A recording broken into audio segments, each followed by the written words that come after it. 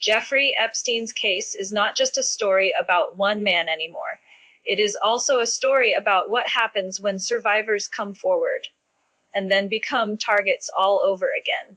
According to Reuters, nearly 24 Epstein accusers described threats, harassment, intimidation, stalking, and doxing after speaking publicly about the abuse they say they suffered. In some cases, the harassment got worse after Justice Department files exposed personal details such as names, phone numbers, birth dates, addresses, and photos. The reporting shows how quickly online abuse can turn into real fear.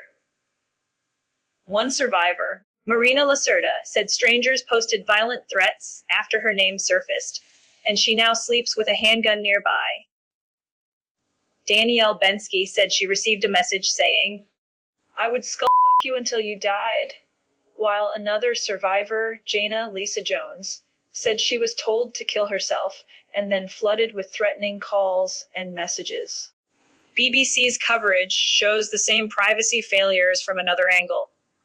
The broadcaster reported that thousands of Epstein documents had to be taken down after victims said their identities were exposed, and that unredacted images and medical or legal records still revealed personal details. NBC reported that even after the DOJ promised to fix the problem, some survivors were still identifiable in the public release. The language used against survivors is harsh and repetitive. Reuters says they have been called liars, prostitutes, grifters, and scammers, while some attackers accuse them of chasing money or attention.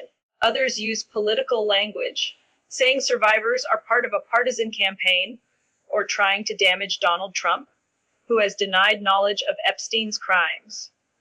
At the same time, many reports frame the women as people trying to force accountability after years of silence. BBC said Epstein victims are still no closer to justice, even with the latest wave of attention. Supportive coverage from PBS and ABC shows survivors rejecting claims that the abuse is a hoax and insisting that the trauma is real, personal, and ongoing. The biggest issue in this story is not just harassment. It is the sequence.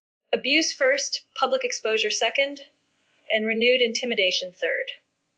Reuters says some women now carry weapons or use armed security, and many live in a constant state of vigilance. That makes the fallout from the Epstein files more than a media controversy for survivors. It became a safety crisis. There is also a wider institutional problem here.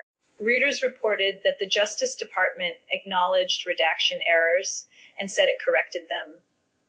But the damage had already spread through the internet and into the survivors' daily lives.